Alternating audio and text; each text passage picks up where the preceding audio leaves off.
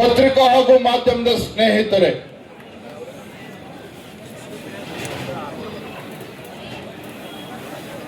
ಕಳೆದ 6 ದಿನಗಳಿಂದ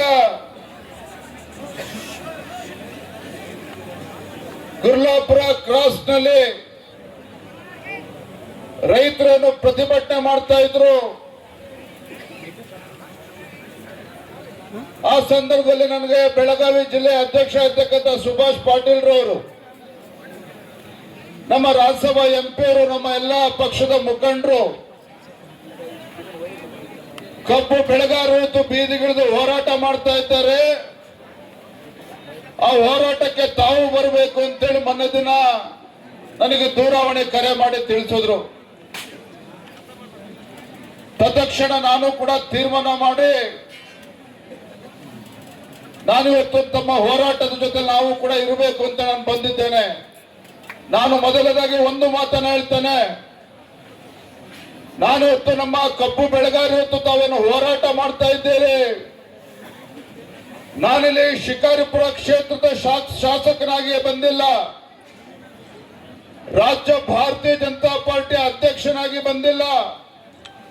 ಅದರ ಬದಲಾಗಿ ಈ ನಾಡು ಕಂಡಂತ ಅಪ್ರತಿಮ ಹೋರಾಟಗಾರ, ರೈತ ನಾಯಕ ಸನ್ಮಾನ್ಯ BS ಯಡಿಯೂರಪ್ಪನವರ ಮಗನಾಗಿ ಇವತ್ತು ನಾನು ಹೋರಾಟಕ್ಕೆ ನಿಮ್ಮ ಜೊತೆ ಬಂದಿದ್ದೇನೆ. ರೈತ ನಾಯಕರ ಮಗನಾಗಿ ಹೋರಾಟಕ್ಕೆ ನಾನು ಬಂದಿದ್ದೇನೆ. ನಾನು ಈ ವೇದಿಕೆ ಮೂಲಕ ರಾಜಕಾರಣವನ್ನ ಮಾತನಾಡೋದಕ್ಕೆ ಇಷ್ಟಪಡೋದಿಲ್ಲ. ಆದ್ರೆ ಹೋರಾಟಕ್ಕೆ ನಾನು ಕೂಡ ನಿಮ್ಮ ಜೊತೆ ತುಮಕಿದ್ದೇನೆ ಅಂತ ಹೇಳಿದ್ರೆ, ಈ ನಾಡಿಗೆ 2 ತುತ್ತು ಅನ್ನವನ್ನ ಕೊಡ್ತಕ್ಕಂತ ರೈತರ ಪರವಾಗಿನ ಹೋರಾಟಕ್ಕೆ ತುಮಕಿದ್ದೇನೆ ವಿನಃ ಸಕ್ಕರೆ ಕಾರ್ಖಾನೆಗಳ ಮಾಲೀಕರ ಪರವಾಗಿ ವಕಾಲತ್ತು ವಹಿಸಿಕೊಂಡ ಇಲ್ಲಿ ಬಂದಿಲ್ಲ. ಸರ್ಕಾರಿ ಕಾರ್ಖಾನೆಗಳ ಮಾಲೀಕರ ಪರವಾಗಿನ ವಕಾಲತ್ತು ವಹಿಸಿಕೊಂಡು ನಾನು ಬಂದಿಲ್ಲ. ಈ ನಾಡಿಗೆ 2 ತುತ್ತು ಅನ್ನವನ್ನ ಕೊಡ್ತಕ್ಕಂತ ರೈತನ ಬೆನ್ನೆಲುಬಿಗೆ ನಿಲ್ತಕ್ಕಂಥದ್ದು ಈ ರಾಜ್ಯದ ಒಂದು ಪ್ರತಿಯೊಂದು ರಾಜಕೀಯ ಪಕ್ಷದ ಒಂದು ಆದ್ಯ ಕರ್ತವ್ಯ. ಕಳೆದ 6 ದಿನಗಳಿಂದ ಬೆಳಗಾವಿ, ಬಾಗಲಕೋಟೆ, ಬಿಜಾಪುರ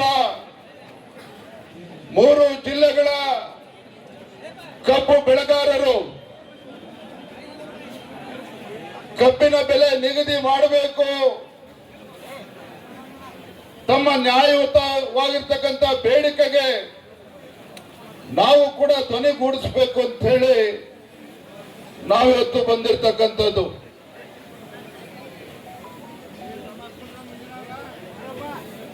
ಸ್ವಾಭಿಮಾನಕ್ಕೆ ಮತ್ತೊಂದು ಹೆಸರು ರೈತ.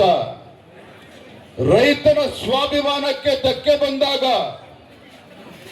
ಯಾವುದೇ ರಾಜ್ಯ ಸರ್ಕಾರ ಇರ್ಬೋದು, ಎಷ್ಟೇ ಎತ್ತರ ಸ್ಥಾನದಲ್ಲಿರ್ಬೋದು, ಆ ರೈತನ ಕಣ್ಣಲ್ಲಿ ನೀರು ತರಿಸ್ತಕ್ಕಂಥ ಕೆಲಸವನ್ನ ಮಾಡಿದ್ರೆ ಆ ಭಗವಂತ ನಮಗೆ ಒಳ್ಳೇದು ಮಾಡೋದಕ್ಕೆ ಸಾಧ್ಯ ಇಲ್ಲ. ಭಗವಂತ ನಮಗೆ ಒಳ್ಳೇದು ಮಾಡೋದಕ್ಕೆ ಸಾಧ್ಯ ಇಲ್ಲ.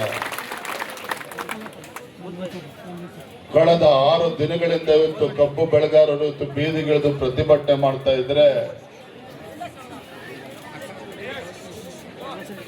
ರಾಜ್ಯ ಸರ್ಕಾರ ಮುಖ್ಯಮಂತ್ರಿಗಳಾಗ್ಲಿ, ಉಸ್ತುವಾರಿ ಸಚಿವರುಗಳಾಗ್ಲಿ, ಸಕ್ಕರೆ ಖಾತೆ ಸಚಿವರಾಗ್ಲಿ, ಇವ್ರು ಯಾರಿಗೂ ಕೂಡ ಇನ್ನೂ ಕೂಡ ಪುರ್ಸೋತ್ ಸಿಕ್ಕಿಲ್ಲ ನಿಮ್ಮ ಸಮಸ್ಯೆಯನ್ನ ಪರಿಹಾರ ಕೊಡಬೇಕು ಅಂತೇಳಿ ಚರ್ಚೆ ಮಾಡೋದಕ್ಕೆ. ಪೂಜಾರವರು ಮಾತನಾಡ್ತಾ ಹೇಳಿದ್ರು, ಹಿಂದೆ ಭಾರತೀಯ ಜನತಾ ಪಾರ್ಟಿ ಸರ್ಕಾರ ಇದ್ದಾಗ ಸನ್ಮಾನ್ಯ BS ಯಡಿಯೂರಪ್ಪನವರು ಮುಖ್ಯಮಂತ್ರಿಗಳು, ಇನ್ನೂ ಕೂಡ ಕ್ಯಾಬಿನೆಟ್ ಎಕ್ಸ್ಪಾನ್ಷನ್ ಕೂಡ ಆಗಿರಲಿಲ್ಲ. ಸುಭಾಷಣ್ಣ ಸಂದರ್ಭದಲ್ಲಿ ದುರ್ಯೋಧನ ಅಯ್ಯೋಳವರು ಇಲ್ಲ ಇದ್ದಾರೆ. ಕ್ಯಾಬಿನೆಟ್ ಎಕ್ಸ್ಪಾನ್ಷನ್ ಕೂಡ ಆಗಿರಲಿಲ್ಲ. ಉತ್ತರ ಕರ್ನಾಟಕ ಭೀಕರ ಮಳೆಯಿಂದ ರೈತರು ಸಂಕಷ್ಟದಲ್ಲಿದ್ದರು. ರೈತರು ಬೆಳೆದಂತ ಬೆಳೆ ಸಂಪೂರ್ಣವಾಗಿ ನೀರಲ್ಲಿ ಮುಳುಗೋಗಿತ್ತು.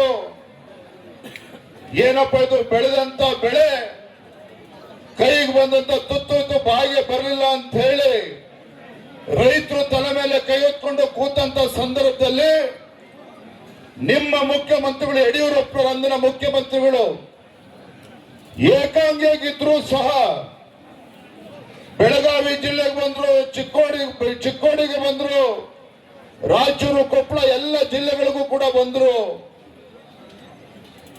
ರೈತರ ಸಂಕಷ್ಟಕ್ಕೆ ಪರಿಹಾರವನ್ನು ನೀಡುವಂತ ಕೆಲಸವನ್ನ ಮಾಡಿದ್ರು.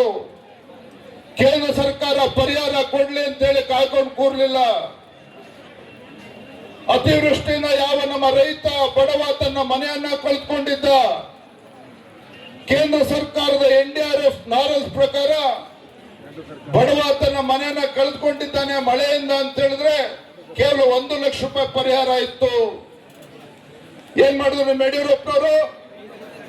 1 ಲಕ್ಷದಿಂದ ನನ್ನ ರೈತ ಬಡವ ಮನೆ ಕಟ್ಕೊಳ್ಳೋದಕ್ಕೆ ಸಾಧ್ಯ ಆಗೋದಿಲ್ಲ ಅಂತ ಹೇಳಿ ತತ್ಕ್ಷಣ ಅದೇ ಸ್ಪಾಟ್ ಅಲ್ಲಿ ಬೆಳಗಾವಿನಲ್ಲಿ ಇಟ್ಕೊಂಡು ಮನೆ ಕಳ್ಕೊಂಡಂತ ರೈತನಿಗೆ ಪರಿಹಾರ ಎಷ್ಟು ಕೊಟ್ರು? 5 ಲಕ್ಷ ರೂಪಾಯಿ ಘೋಷಣೆ ಮಾಡಿದ್ರು. 5 ಲಕ್ಷ ರೂಪಾಯಿ ಘೋಷಣೆ ಮಾಡಿದ್ರು. ಇದು ರೈತನ ಪರವಾಗಿ ಕಾಳಜಿ ಇರ್ತಕ್ಕಂಥ ಒಬ್ಬ ಮುಖ್ಯಮಂತ್ರಿ ಮಾಡ್ತಕ್ಕಂಥ ತೀರ್ಮಾನ. ರೈತರ ಪರವಾಗಿರ್ತಕ್ಕಂಥ ಯಾವುದೇ ಒಬ್ಬ ಜನನಾಯಕ